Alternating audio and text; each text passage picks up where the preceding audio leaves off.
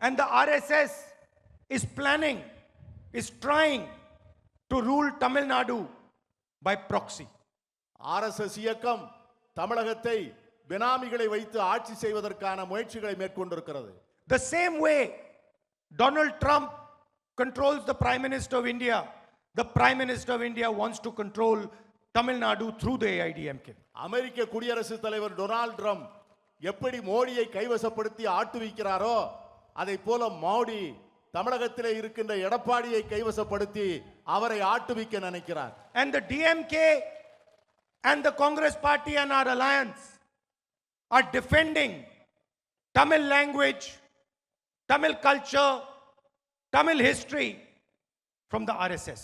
ஆனால் நாங்கள் கூட்டணி வைத்திருக்கின்ற திராவிட முன்னேற்ற கழகமாக இருந்தாலும் சரி, எங்கள் கூட்டணியில் இருக்கிற மற்ற கட்சிகளாக இருந்தாலும் சரி, நாங்கள் தமிழ் மொழியை பாதுகாப்பதிலே